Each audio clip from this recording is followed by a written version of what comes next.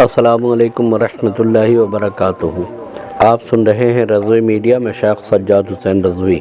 انوکھا ہنی مون۔ جوانی کا دور بڑا ہی جان انگیز اور جذباتی ہوتا ہے۔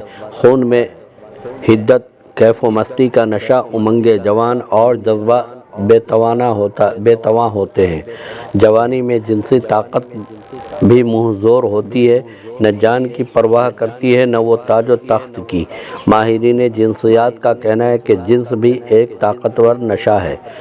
جوانی میں شادی جنسی ضرورتوں کو تسکین فراہم کرتی ہے۔ آج کل یورپ نے ہنی مون کی ایک نئی اصطلاح دی ہے۔ لوگ شادی سے لطف اندوز ہونے کے لیے صحت افزا خوبصورت مقامات کا رخ کرتے ہیں۔ کئی جوڑے دوسرے ملکوں کی طرف نکل جایا کرتے ہیں۔ غرض یہی ہوتی ہے شادی کی ابتدائی دنوں سے پوری طرح لطف اندوز ہوا جائے اور اس میں تنہائی میسر ہو اور کسی قسم کی مداخلت نہ ہو۔ اب ایک انوکھا اور عجوبہ ہنی مون بھی سماعت فرمائیں۔ حضرت حنظلہ بن ابی عامر کی ماں، ان کی ماں نے حضرت حنظلہ کے لیے عرب قبائل کی لڑکیوں میں سے ایک حسین و جمیل لڑکی اپنے بیٹے کے لیے تلاش کی۔ ماں نے بڑے ارمانوں کے ساتھ بیٹے کی شادی کی۔ حضرت حنظلہ کی شادی ہو جاتی ہے۔ جس روز دلہن کو بیاہ کر لاتے ہیں اسی رات حضور اکرم صلی اللہ تعالیٰ علیہ وسلم کی طرف سے منادی ہوتی ہے کہ کفار مکہ کے مقابلے کے لیے میدان جہاد چلو۔ حضرت حنظلہ حجلۂ عروسی میں بیوی کے ساتھ ہیں۔ کانوں میں منادی کی آواز پڑتی ہے۔ اب ایک طرف نئی شادی ہے، بیوی کی خوبصورتی ہے، جوانی ہے، جنسی جذبوں کا ہیجان ہے، دوسری طرف اللہ اور اس کے رسول کی محبت ہے، جہاد کی دعوت ہے، اسلام کو اس کی ضرورت ہے۔ آخر حنظلہ فیصلہ جہاد کے حق میں کرتے ہیں اور گھر سے باہر آتے ہیں، لشکر اسلام میں شامل ہوتے ہیں اور بجانب احد روانہ ہو جاتے ہیں اور غزوہ میں شہید ہو جاتے ہیں۔ جبکہ لاش تلاش کی جاتی ہے تو وہ غائب ہے اور تھوڑی دیر کے بعد لاش مل جاتی ہے اور وہ پانی سے تر بتر ہوتی ہے اور بالوں سے بھی پانی گر رہا ہوتا ہے اور قطرے ٹپک رہے ہوتے ہیں۔ اس پر سرور کائنات صلی اللہ تعالیٰ علیہ وسلم نے فرمایا کہ حضرت حنظلہ کو جہاد پر آتے وقت غسل جنابت درکار تھا، لیکن یہ غسل کے بغیر لشکر کے ساتھ روانہ ہو گئے۔ لہذا جب تم لوگوں نے حضرت حنظلہ کی لاش کو غائب پایا تو فرشتے میدان سے اٹھا کے عرش پہ غسل دے رہے تھے۔ اب غسل دینے کے بعد میدان میں چھوڑ گئے ہیں۔ لشکر مدینہ واپس لوٹتا ہے۔ لوگوں نے حضور اکرم صلی اللہ تعالیٰ علیہ وسلم کے فرمان کی تصدیق کے لیے حضرت حنظلہ کی شریک حیات سے دریافت کیا تو کیا؟ اس نے بتایا کہ جب حضور اکرم صلی اللہ تعالیٰ علیہ وسلم نے اعلان جہاد کیا تو حنظلہ حالت جنابت میں تھے، لیکن ابھی غسل نہیں کیا تھا کہ اعلان جہاد کی آواز کانوں میں پڑی۔ اسی حالت میں باہر نکل گئے کہ کہیں لیٹ نہ ہو جائے اور نافرمانی میں نہ لکھا جائے۔ حضرت حنظلہ جوان ہیں، نئی شادی ہے، لیکن حضرت حنظلہ سب کچھ تج کر کے لشکر کے ساتھ شمولیت اختیار کرتے ہیں، شہید ہوتے ہیں اور غسیل الملائکہ کا لقب پا جاتے ہیں۔ لیکن ادھر شریک حیات کے ارمان و خواہشات کا ہیجان، جذبات کا طوفان ان کی قربانی کو بھی کم نہ تھی اور ان کے جذبات کا واسطہ نہیں دیا، خواہشات کی تسکین کے لیے روکا نہیں، راستے کی دیوار نہیں بنی اور صرف دم رخصت یہی کہا کہ حنظلہ جاؤ، تمہیں اللہ اور اس کے رسول نے جہاد کے لیے پکارا ہے۔ صرف اتنا یاد رکھنا کہ اگر دوران جہاد شہید ہو جاؤ تو اللہ تعالیٰ کا وعدہ ہے کہ شہید بغیر کسی حساب کے کتاب کے جنت میں داخل ہوگا۔ تو جنت میں اپنی رفیق حیات کو بھول نہ جانا، اسے بھی یاد رکھنا۔ کیا ایسا ہنی مون بھی کسی جوڑے نے منایا ہوگا؟ تاریخ اسلام بتاتی ہے کہ حضرت حنظلہ جذبہ جہاد اور عشق مصطفیٰ صلی اللہ تعالیٰ علیہ وسلم میں اس قدر شرسار تھے کہ ان کے والد ابو عامر بھی ایمان نہ لائے تھے اور قریش کی طرف سے اس غزوہ میں شریک تھے۔ حضرت حنظلہ سے سامنا ہوا۔ حضرت حنظلہ نے اجازت چاہی کہ باپ پر حملہ آور ہوں، لیکن حضور رحمۃ للعالمین صلی اللہ تعالیٰ علیہ وسلم نے اجازت نہ دی۔ پھر حضرت حنظلہ نے ابو سفیان پر حملہ کیا اور ان کی تلوار ابو سفیان کا کام تمام کرنے والی تھی کہ پہلو میں شداد بن اسود نے ان کے وار کو روک دیا اور ان کو شہید کر دیا۔ تیرے رستے میں مر مٹنا شہادت اس کو کہتے ہیں، تیرے کوچے میں ہونا دفن جنت اس کو کہتے ہیں، ریاضت نام ہے تیری گلی میں آنے جانے کا، تصور میں تیرے رہنا عبادت اس کو کہتے ہیں۔ دعا کا عجیب انداز۔ غزوہ احد کا معرکہ درپیش ہے، مسلمانوں کا لشکر بھی احد پہنچ چکا ہے۔ غزوہ احد کے وقوع سے ایک دن قبل کا واقعہ ہے۔ حضرت عبداللہ بن جہش نے حضرت سعد بن ابی وقاص سے کہا کہ سعد آؤ مل کر دعا کریں۔ ہر شخص اپنی خواہش اور ضرورت کے مطابق دعا کرے اور دوسرا آمین کہے۔ دعا میں تندرستی مانگی جاتی ہے، صحت مانگی جاتی ہے، مال و زر مانگا جاتا ہے، کشادگی رزق کی دعا کی جاتی ہے اور بھلے دنوں کی آرزو کی جاتی ہے۔ اگر مشکل وقت ہو، کوئی آزمائش درپیش ہو، کوئی لڑائی یا معرکہ درپیش ہو تو اس میں فتح و نصرت اور کامیابی کی دعا کی جاتی ہے، جان کی سلامتی مانگی جاتی ہے۔ آئیے دیکھتے ہیں یہ نفوس برگزیدہ اور عاشقان مصطفیٰ صلی اللہ تعالیٰ علیہ وسلم کیا دعا مانگتے ہیں۔ اول حضرت سعد نے دعا کو ہاتھ اٹھائے اور بارگاہ اعزی میں دعا کی، یا باری تعالیٰ، یا میرے خالق و مالک، یا میرے پروردگار، جب کل معرکہ احد برپا ہو، لڑائی کا آغاز ہو تو میرے مقابل توانا اور مضبوط قوی بہادر کافر آئے، میں اسے تیرے راستے میں قتل کروں۔ تو مجھے اتنا حوصلہ اور طاقت دے کہ میں اسے زیر کروں اور واصل جہنم کروں۔ حضرت عبداللہ نے آمین کہی۔ اس کے بعد حضرت عبداللہ اپنے مالک کی بارگاہ میں بدعا ہوئے، اے رب ذوالجلال، کل جب میدان کارزار گرم ہو تو میرا مقابلہ اور سامنا ایک بہادر سے کروائیو جو طاقتور ہو، لیکن اسے قتل میرے ہاتھوں کروانا۔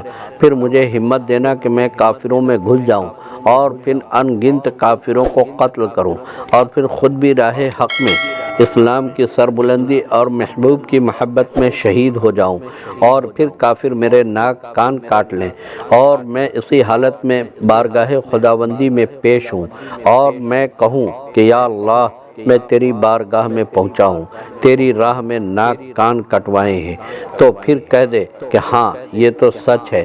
اور دوسرے دن لڑائی ہوئی، قتال ہوا اور دونوں کی دعائیں منوعاً اسی طرح قبول ہوئیں۔ حضرت عبداللہ کی لاش کافروں نے مسئلہ بنایا اور بدقت بہن نے کچھ نشانیوں سے پہچانا۔ جب مسلمانوں کو غزوہ احد میں حضور اکرم صلی اللہ تعالیٰ علیہ وسلم کے حکم عدولی اور نافرمانی کی سزا ملی اور فتح عارضی شکست میں تبدیل ہو گئی، افراتفری مچی، ترتیب ٹوٹ گئی، حضور اکرم صلی اللہ تعالیٰ علیہ وسلم خود کفار کے نرغے میں آ گئے اور پھر افواہ پھیلی کہ حضور اکرم صلی اللہ تعالیٰ علیہ وسلم شہید ہو گئے۔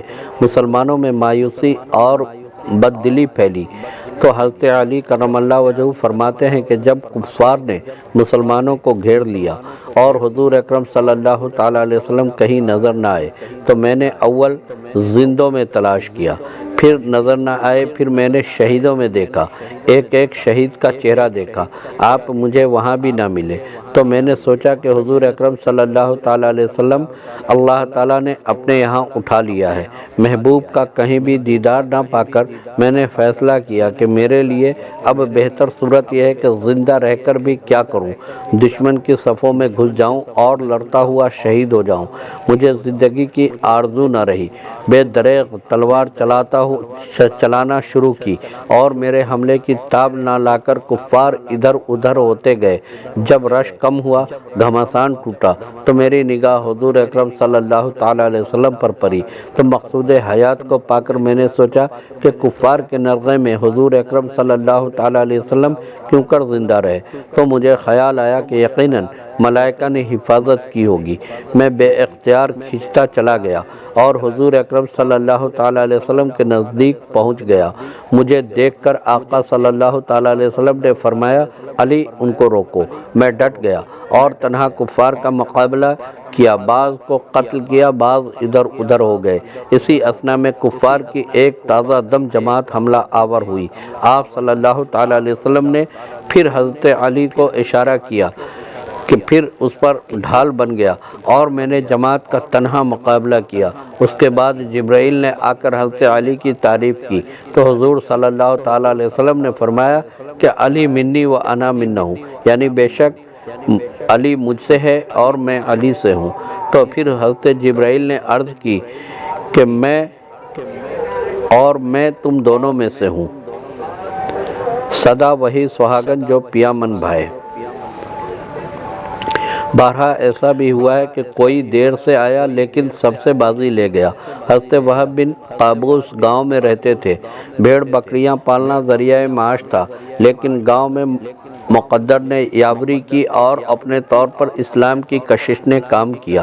دل میں انقلاب برپا ہوا اور اندر کی دنیا میں ہلچل مچی۔ جانب مدینہ رواں ہوئے، بکریاں بھی ہمراہ اور ایک بھتیجا حارث بن عقبہ بھی ساتھ۔ مدینہ پہنچے، بارگاہ رسالت میں بازیابی چاہی، مسجد نبی میں گئے لیکن زیارت سے فیض یاب نہ ہو سکے۔ دریافت کرنے پر پتہ چلا کہ حضور اکرم صلی اللہ تعالیٰ علیہ وسلم تو معرکہ احد پہ جا چکے ہیں۔ بکریوں کو وہیں چھوڑا، بھتیجوں کو سنگ لیا اور میدان احد پہنچ گئے۔ اسی اثنا میں دیکھا کہ کفار کی ایک جماعت حضور پاک صاحب لولاک صلی اللہ تعالیٰ علیہ وسلم پر حملہ کیے آپ کے نزدیک پہنچ گئی ہے۔ حضور اکرم صلی اللہ تعالیٰ علیہ وسلم نے فرمایا، ہے کوئی جوان جو ان کو روکے، منتشر کرے اور جنت میں میری رفاقت و معیت حاصل کرے؟ حضرت وہب پکارے، میرے ماں باپ آپ پر فدا ہوں، یہ غلام حاضر ہے۔ اور پھر آنن فانن حضرت وہب تلوار کے جوہر دکھانے لگے۔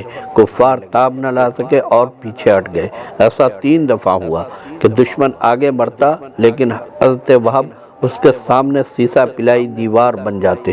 اس پر حضور پاک صلی اللہ تعالیٰ علیہ وسلم نے حضرت وہب کو جنت کی بشارت دی اور اس کے مقدر پہ کیوں نہ رشک کریں کہ جسے جنت کی بشارت سرکار دو جہان صلی اللہ تعالیٰ علیہ وسلم اسی دنیا میں دے دیں۔ اسی خوشی اور مسرت میں سرمست حضرت وہب پھر کفار کی صفوں میں گھس گئے اور لڑتے لڑتے جام شہادت نوش فرما گئے اور ابدی سعادت دامن میں سمیٹ لے گئے۔ آپ کا بھتیجا بھی سرخرو ٹھہرا اور ان کے ساتھ ہی شہید ہوا۔ دونوں چچا بھتیجا سرفروشان اسلام اور داعیان محمد صلی اللہ تعالیٰ علیہ وسلم میں شامل ہو گئے اور فلاح دارین پا گئے۔ حضرت سعد بن ابی وقاص فرماتے ہیں کہ میں نے وہب ایسی بہادری کبھی نہ دیکھی۔ بعد از شہادت حضور اکرم صلی اللہ تعالیٰ علیہ وسلم ان کے سرانے تشریف فرما ہیں اور ارشاد فرماتے ہیں، میں تم سے راضی ہوں، لہذا اللہ تعالیٰ بھی تم سے راضی ہے۔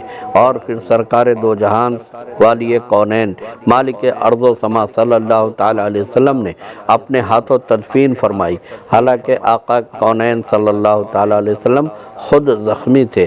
حضرت عمر فاروق اعظم رضی اللہ تعالیٰ عنہ فرماتے ہیں کہ مجھے کسی کے عمل پر اتنا رشک نہیں آیا جتنا حضرت وہب کے عمل اور مقدر اور خوش نصیبی پہ آیا۔ حضرت وہب کے مقدر پر کیوں نہ رشک کریں کہ ان کی قسمت پہ کیوں نہ ناز کریں کہ آئے تاخیر سے لیکن سب میلہ لوٹ کر لے گئے۔ عشق مصطفیٰ صلی اللہ تعالیٰ علیہ وسلم میں جان دی، زندگی وار دی اور صلہ کیا ملا؟